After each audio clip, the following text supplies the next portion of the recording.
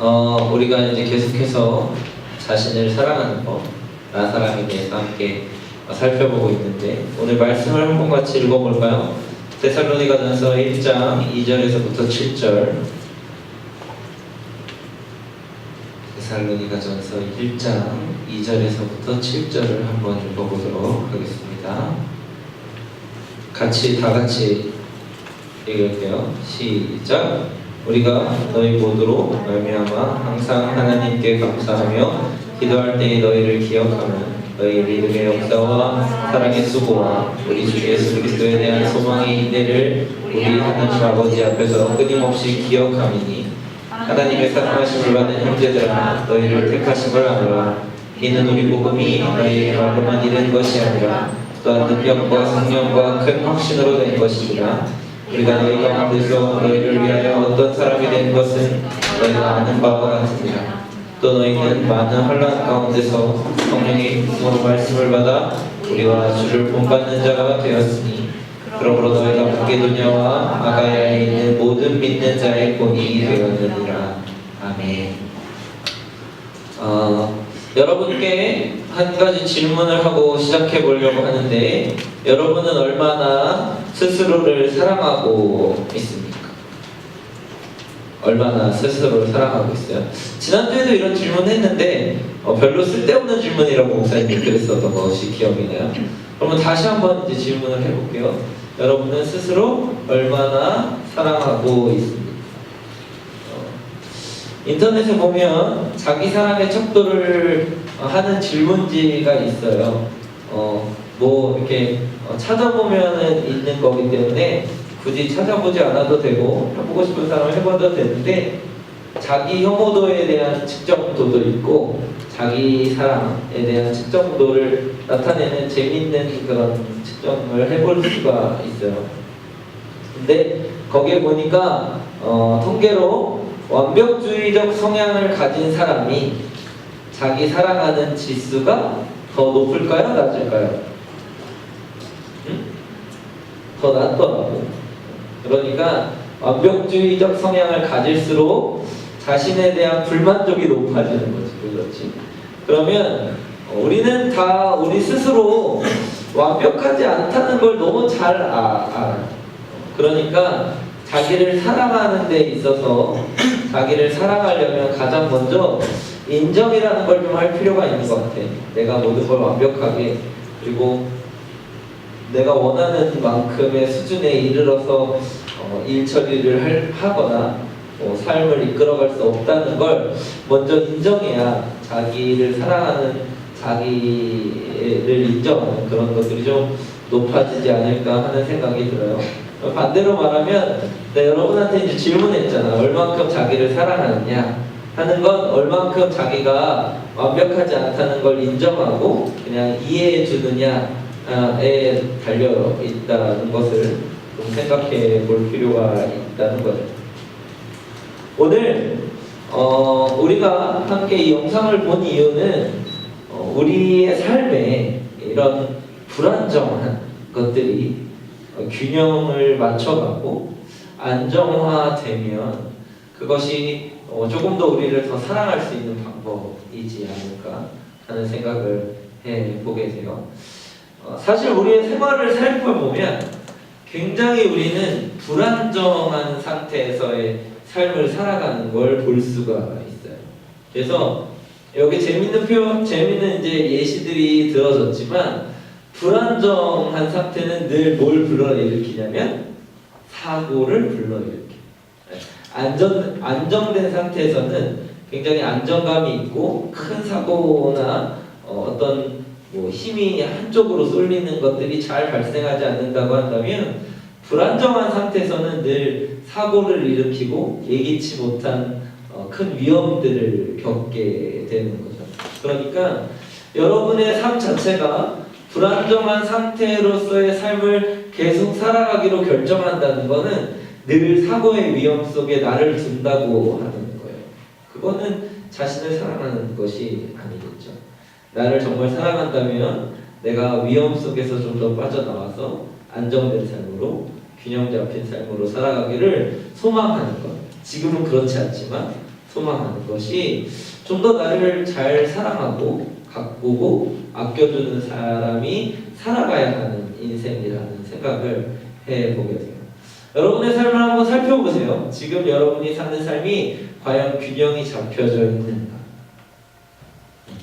여자친구를 만나기 위해 다른 무언가를 포기하고 학업을 소홀한다거나 아니면 너무 일을 열심히 한 나머지 건강을 해친다거나 아니면 또 반대로 너무 운동과 건강에 집중한 나머지 다른 관계나 아니면 더 누리고 행복해할 수 있는 부분들을 포기하고 있다거나 세상에 먹을 게 너무 많지만 그런 것들을 포기하고 있는다거나 끄덕인 거는 누구야? 상대밖에 없네.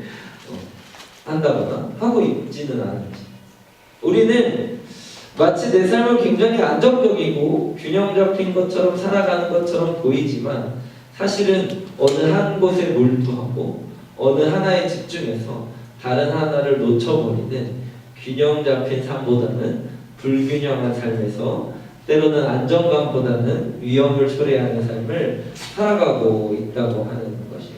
물론 뭔가 하나에 몰두해서 열정을 갖는 것은 굉장히 중요해요. 그러나 이것이 지금 여러분의 인생을 만들어가고 여러분 자신을 갖고 가는 위치에서 도전하고 시도하는 건 가능하지만 여러분이 최종적인 인생의 목표를 두고 내가 과연 어떤 사람과 어떤 인격과 어떤 존재로서 하나님 앞에 설 것인가에 대한 소망과 기대는 균형 잡힌 삶에 대한 기대를 가지고 있어야 진짜 자신을 사랑하는 사람이라는 것을 경험할 수 있을 거라고 생각합니다. 그래서 목사님은 정말 자신을 사랑하는 방법으로 균형 잡힌 삶을 추천합니다. 진짜 나를 사랑하는 사람은 어느 한 곳에 몰두해서 다른 하나를 놓치기보다 균형 잡힌 삶을 통하여서 인격으로 성숙하고 균형 잡힌 인격으로 성숙하고 균형 잡힌 신앙으로 성숙하고 균형 잡힌 삶으로 성숙되어져 가는 사람이 진짜 자신을 사랑하는 사람이라고 하는 거죠. 그런데 젊은 시대에 그걸 잘 몰라. 목사님도 잘 몰랐던 거예요. 그래서 어떻게 균형을 잡아가야 하는지도 잘 모르고 내가 어디에 몰두해서 뭘 놓치고 있는지도 잘 몰라서 진짜 나를 사랑하는 것처럼 운동을 열심히 하는 사람이 정작 나를 사랑하지 않는 삶을 살아가고 있다거나 나를 사랑하고 가꾼다고 생각해서 공부를 열심히 하고 있는 사람이 정작은 더 중요한 무언가를 놓치고 가는 삶을 살아가는 것을 발견하고 볼 때는 참 안타까운 것 같아요. 그래서 우리가 이제 6월 마지막 주니까 오늘로써 나 사랑에 대한 것은 끝나고 다음 주부터 너 사랑, 이제 우리가 다른 사람을 돌아보아야 하는 사랑을 할 때에 그것 역시도 마찬가지로 나를 얼만큼 사랑할 수 있는지에 따라서 다른 사람을 사랑할 수 있는 거니까 마지막으로 이 균형 잡힌 신앙과 균형 잡힌 삶에 대한 생각과 고찰을 오늘 성경을 통해서 함께 살펴보고 또 그것에 대해서 소망하고 기대하고 그리고 결국엔 지금은 다 사실 좀 불안정하거든요. 전부 다 목사님도 그렇고 그런데 우리가 더 성숙되어져서 더 커서 여러분이 결혼하고 애도 낳고 더 뭔가를 감당하고 삶의 무게를 느꼈을 때 이 균형 잡힌 신앙과 그리스도인의 삶이 여러분을 이끌고 우리 서로 정말 안정되게 정말 보았을 때 편안하게 서로를 대하고 인정해 줄 수 있는 그런 만남들을 좀 해보면 좋지 않을까 하는 생각들을 좀 해보게 됩니다. 오늘 말씀은 데살로니가 교회에 보내는 바울의 편지예요. 바울의 편지. 그래서 바울이 이제 함께 있는 공동체가 데살로니가 교회에 편지를 쓰고 있어요. 그런데 이 데살로니가 교회가 가지고 있었던 정말 중요한 특징 중에 하나는 뭐냐면 결론으로 말하면 신앙의 모든 믿는 자의 7절 말씀에 본이 되고 있다고 하는 거예요. 본이 된다는 건 뭐예요? 다른 사람이 보기에 닮을만 하고 다른 사람이 보기에 그 삶이 굉장히 좋다.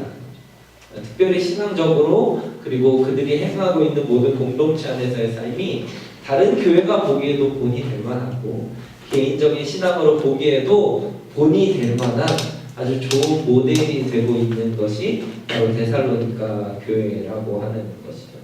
이 데살로니가 교회가 가지고 있는 이 본이 되는 것, 이것이 신앙과 삶의 균형을 정말 적절하게 맞추고 있기 때문에 발생하는 것이라고 성경은 이야기하고 있고 바울은 칭찬하고 있어요. 그것이 무엇이냐면 오늘 3절 말씀에 보니까 3절 말씀에 그들이 끊임없이 기억하면서 행하고 있는 세 가지를 이야기하고 있는데 뭐냐면 첫 번째는 믿음의 역사, 두 번째는 사랑의 수고, 마지막 세 번째는 소망의 인내라고 이야기하고 있어요. 이 세 가지를 균형 있게 맞춰가는 그리스도인의 삶이 본이 되고 보기 좋다는 거죠. 바울이 칭찬할 만하고 하나님도 그런 삶으로 여러분이 그리스도인의 모든 삶이 살아가기를 소망한다는 거예요. 그러면 신앙적인 면에서 우리 믿음, 사랑, 소망에 대해서 너무 잘 알고 있죠. 굳이 설명하지 않을게요. 믿음, 사랑, 소망, 이게 뭔지 여러분 잘 알잖아요. 그런데 이 데살로니가 교회가 이 세 가지 믿음에 대하여서 신앙에 대하여서 보면서 좀 달랐던 건 뭐냐면 믿음하고 뒤에 뭐가 나와요? 역사가 나오는 거죠. 이 역사는 데살로니가 교회가 삶을 통해서 보여주는 방식을 이야기해주고 있는데 믿음에는 반드시 뭐가 따라왔냐면 무언가 일이 일어난다는 믿음. 우리 여러분 예수 믿어요 하면은 아무 일도 우리 안에 일어나지 않잖아. 그치? 아무 일도 일어나지 않아요. 내가 예수 믿는다고 고백하고 내가 믿음에 뭔가 기도가 응답된다고 고백하고 내가 뭔가 믿는다고 얘기하면서도 우리의 삶에서는 아무것도 일어나지 않지만 데살로니가 교회는 반드시 역사가 일어난다. 두 번째는 사랑에는 뭐가 따른다고 해요? 수고. 사랑한다고 하면서 수고하지 않는다면 역시 신앙과 삶이 균형 잡히지 않았다고 하는 거예요. 사랑은 반드시 데살로니가 사람들은 그 사람을 사랑한다고 이야기하면 반드시 수고하는 일이 있다고 합니다. 이거 내가 5예배 때 설교 한번 했던 것 같은데 그렇지 않나요? 갑자기 생각나네. 고린도전서 13장에 대한 얘기를 하면서 사랑은 반드시 수고를 낳는다고 얘기했던 것이 기억이 나요. 근데 만약에 우리 청년회를 사랑해요 라고 하면서 청년회에 아무런 수고도 하지 않는다면 사랑한다고 말할 수 없겠죠. 말하는 것과 그리고 삶이 일치하지 않는, 균형 잡히지 않는 것을 나타내요. 그리고 마지막에 소망하면 뭐가 된다고요? 인내하게 됩니다. 내가 기대하고 내가 참고 내가 꿈꾸고 내가 바라는 것에는 인내를 가지게 돼요. 그런데 다른 믿음의 역사와 사랑의 수고는 바로 단어가 나왔는데 소망의 인내는 그 앞에 그 소망의 인내를 수식하는 뭐가 나오죠? 우리 주 예수 그리스도에 대한 소망.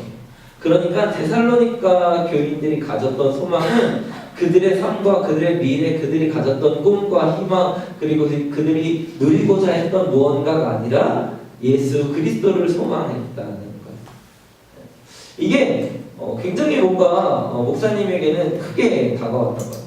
우리는 소망하면 내가 앞으로 10년 후에 어떤 삶, 내가 앞으로 어떤 담임 목사로 갔을 때의 교회, 어떤 성도, 아니면 내가 어떤 성빈이가 어떤 며느리를 맞이할 것인지, 왜였지? 그런 거에 대한 소망을 꿈꾸게 되잖아요. 그런데 데살로니가 교회가 소망했던 것, 그리고 데살로니가 교회를 본을 받아서 닮아가고자 하는 모든 초대교회가 소망하기로 바라는 것은 다른 우리에 대한 미래와 꿈이 아니라 예수 그리스도께서 다시 오실 것에 대한 소망을 가지고 인내한다는 거죠. 우리가 참을 수 있는 이유는, 우리의 삶에서 인내할 수 있는 이유는 소망이 있기 때문입니다. 내가 무언가를 소망하고 내가 무언가를 기대한다고 하면서도 그것에 대해서 참을 수 있는 인내가 없다면 그것 역시도 신앙과 삶이 일치하지 않는다고 하는 것이에요. 그래요. 여러분의 삶의 신앙과 그리고 여러분의 삶의 균형, 그리고 삶의 모든 부분에서 성숙되어지기를 소망하고 바랄 때 목사님의 이 데살로니가 교회가 가지고 있는 사랑과 믿음과 소망 이 세 가지, 그리고 믿음에는 역사와 사랑에는 수고하는 모습과 그리고 소망하면은 인내하는 삶을 통한 균형이 여러분 안에 자라나기를 소망해요. 그래서 지금은 잘 그렇지 않다고 우리 스스로 인정하잖아. 그런데 나머지 10년 후, 20년 후 우리가 더 잘하고 더 성숙하고 뭔가 지금보다는 더 균형 있는 삶을 살아간다고 고백할 수 있을 그 시절에 나와 여러분이 다시 만나면 정말 믿음에는 역사가 일어나는 삶을 살았구나. 믿는다고 말하면 내 삶을 바꾸는 힘이 있는 사람이구나. 사랑한다고 말하면 수고할 줄 아는 사람이구나. 사랑한다고 말하면서 수고하기를 포기하는 사람이 아니구나. 소망하면은 인내를 할 줄 아는 사람이구나. 그동안에 그리스도를 소망하고 주님 다시 만날 걸 소망하고 주님이 우리 가운데 허락하신 미래를 소망하는 마음으로 그동안 꾸준히 인내하면서 참으며 신앙을 키워왔구나 라고 서로 고백할 수 있는, 여러분도 나에게 나도 여러분에게 고백할 수 있는 그런 만남이 되기를 소원합니다. 오늘 본문 말씀을 보니까 나를 사랑하는 건 정말 지금 이 순간에 끝나는 게 아니더라. 우리가 다시 만나서 완전 노년에 꼬부랑 할머니, 꼬부랑 할아버지가 돼서 만나가지고 서로에 대해서 이 사람은 정말 균형 있는 사람으로 성장했다고, 이 사람은 정말 하나님 안에서 신앙과 삶이 일치하고 정말 안정되고 균형 있다고 얘기해야 이 사람은 스스로를 정말 사랑했구나. 우리가 함께 나를 사랑하다를 이야기했을 때 그 이야기가 정말 나를 사랑하는 사람도 정말 사랑하는 사람, 그냥 어설프게 젊을 때 한 곳에 몰입해서 건강하면 나를 사랑하는 줄 알고 운동만 열심히 하고 공부해서 지식을 쌓으면 나를 사랑하는 줄 알고 다른 건 제쳐두고 공부만 하고 이런 어설픈 우리의 불균형적인 삶이 아니라 그냥 전체적으로 정말 나를 사랑하는 사람으로 성장했구나 라고 인정할 수 있는 그런 만남들이 되었으면 좋겠습니다. 그래서 오늘 본문 말씀을 보니까 우리의 삶의 복음 그리고 그 자체, 우리가 가지고 있어야 하는, 우리를 살리고 우리에게 새로운 생명을 준 그 복음 자체는 허상이 아니라 능력과 성령과 그리고 큰 확신 즉 믿음이라고 이야기하고 있어요. 여러분, 자기를 사랑하는 건 그냥 나를 사랑해, 난 너무 내가 좋아, 막 몸에 뽀뽀하고 이런 게 아니라 내 삶에 정말 그냥 자체로 일어나는, 혹은 능력이 일어나고 그 자체로 허상이 아니라 성령의 역사가 일어나고 능력이 일어나고 그리고 믿음의 일들이 우리 안에 발생하는 걸 이야기한다고 하는 거죠. 그런데 그러면 왜 나를 사랑해야 될까? 이걸 마지막으로 좀 얘기하고 싶었어. 왜 나를 사랑해야 될까? 그치? 나를 왜 사랑해야 되고 또 나를 사랑할 때 왜 균형 잡힌 삶을 살아야 될까요? 왜 여러분한테 이런 얘기를 하는 것 같아요? 왜 여러분 스스로를 정말 사랑하세요? 어설프게 한쪽에만 쏠리지 않고 균형 있게 삶을 사랑하세요. 그리고 신앙과 그리고 삶이 일치하면서 자신을 사랑하세요. 라고 왜 이렇게 얘기하는 걸까요?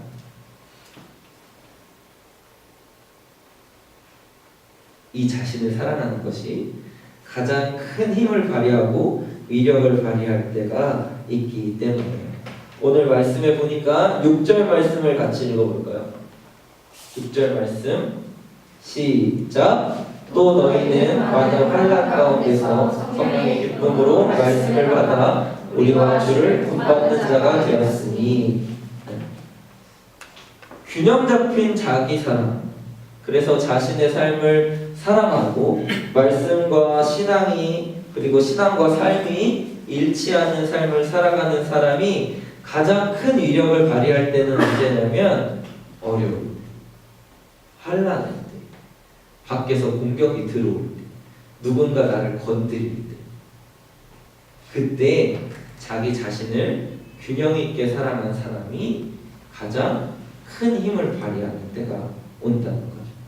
근데 여러분, 목사님 여러분 때 이런 상상을 했어요. 모든 사람이 나를 사랑하게 해봐야지. 비웃잖아. 벌써 그런 사람이 있을 수가 없어요. 안 되더라고. 내가 뭔가 모든 사람의 비율을 다 맞추려고 노력하고 있어도 모든 사람을 다 나를 좋아하고 나를 사랑하게 만들 수 없더라고. 그리고 반드시 여러분의 인생에서는 여러분을 공격하는 사람이 나타나요. 환란이 나타나고 아픔이 나타나고 인생에 사고가 발생하고 어려움이 발생하고 위기가 찾아와요. 여러분이 지금 30평생에 30평생에 걸쳐서 닥치고 경험했던 사고와 위험과 어려움과 역경과 자기를 공격하는 사람과 그 수많은 환란보다도 더 큰 환란이 여러분의 인생에 발생합니다. 와, 반드시. 그냥 여러분의 인생에 앞으로 평탄할 거예요 라고 말을 못하겠어요. 반드시 와요. 여러분의 삶을 뒤흔들 것 같은, 여러분이 지금 굉장히 안정적이라고 느끼는 이 삶을 완전히 뒤집어버리고 뭔가 밑에 있는 뿌리부터 막 흔들어낼 만한 그런 위기와 어려움과 그런 사고와 사건과 그런 공격들이 여러분의 인생에서 앞으로 올 거예요. 그 인생에서 가장 큰 힘을 발휘하는 건 균형 있게 성장하는 방법밖에 없는, 균형 있게 나를 사랑하는 방법밖에 없는, 균형 있게 자신을 키워가는 방법밖에 그 위기를 극복할 수 있는 방법이 없다고 합니다. 데살로니가 교회가 물론 초대교회 많은 교회들이 외부적 공격이 많았어요. 이방 우상의 공격도 있었고 박해도 있었고 유대인들이 예수님을 믿지 못하게 하기도 하고 또 식인종이라는 그런 오해도 받기도 하고 또 정부 자체 로마 제국 자체에서 제재를 하기도 하고 죽이기도 하고 박해도 하기도 하고 물론 초대교회 많은 교회들이 그런 박해가 있었어요. 그때 데살로니가 교회가 그 모든 박해와 어려움과 위기와 그리고 교회 자체를 흔들 만한 그런 논리에도 굳건히 버틸 수 있었던 건 뭐냐면 균형 있게 성장하기. 균형 있게 믿음의 역사가 일어나고 사랑의 수고를 했고 예수 그리스도가 다시 오실 것을 믿음으로 소망하며 그것들을 인내할 수 있는, 그리고 다른 모든 교회의 본이 될 만한 균형 있는 성도로, 균형 있는 교회로 성장했기 때문에 그 환란을 이길 수 있었다. 데살로니가 교회가 본받은 것이 누구냐면 바울인데 바울 역시도 균형 있는 신앙인으로 성장했죠.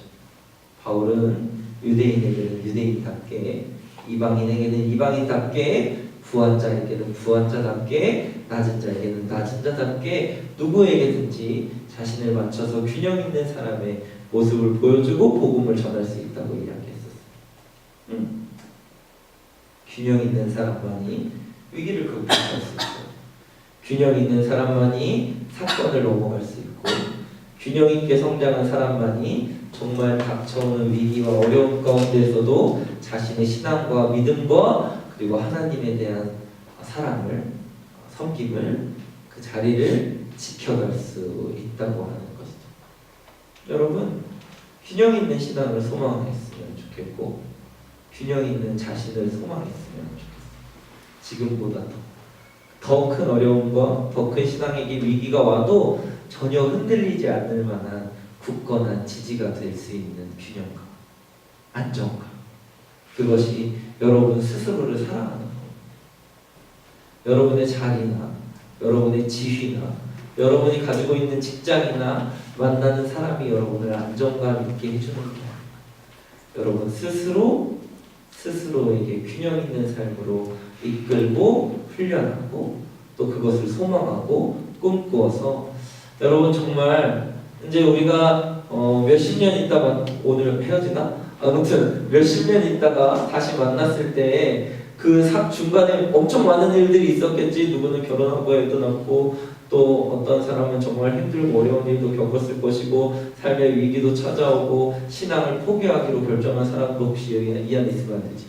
그렇게 할 수 있을 만한 그런 상황도 있었을 것이고 하는 수많은 그 세월의 시간 속에서 닥쳐오는 모든 위기와 어려움 속에서도 균형 있는 사람으로, 균형 있는 삶으로 자신을 균형 있게 사랑하고 갖고 갔던 모습으로 극복하고 이겨내고 본이 될 만한 신앙의 모습으로 누군가에게는 보여주고 싶고 누군가에게는 담고 싶은 그런 신앙인으로 성장했다고 서로 격려할 수 있는 그런 청년의 가정 되었으면 좋겠어요. 자신을 사랑하는 건 바로 그렇게 나를 사랑할 때 그렇게 누군가를 사랑할 수 있는 시작을 할 수 있는 거.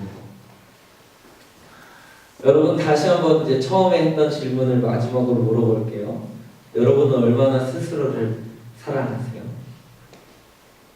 얼마나 스스로를 사랑하세요? 이 질문은 얼마나 스스로를 균형 있게 성장시키고 있는가에 대한 질문이었어요. 여러분 스스로 균형 있는 삶에 대한 소망과 그리고 그 균형 있는 삶으로 자신을 가꿔가고 이끌어가기로 결단하는 것만큼 자신을 사랑할 수 있는 방법이 더 있지 않아요. 이 시간 꿈꿨으면 좋겠고 여러분이 더 균형 있는 삶, 더 안정감 있는 신앙인으로 그래서 그것이 정말 어느 때 큰 힘을 발휘한다고 환난 이기 때 여러분을 지켜줄 수 있는 힘이 되었으면 좋겠습니다. 이 시간에 기도할 텐데 오늘은 짧게 기도하고 목사님이 기도해주고 싶어요. 그래서 목사님이 기도할 거예요. 그러니까 기도할 때 한 가지만 기도했으면 좋겠어요. 균형 있는 신앙인으로 균형 있는 사람으로 자신을 균형 있게 성장시키는 정말 나를 사랑하는 사람으로 살겠습니다 라는 결단을 하나님께 기도하고 목사님 여러분께서 축복으로 기도해 주고 오늘 예배를 마쳤으면 좋겠습니다. 우리 짧게 기도하겠습니다.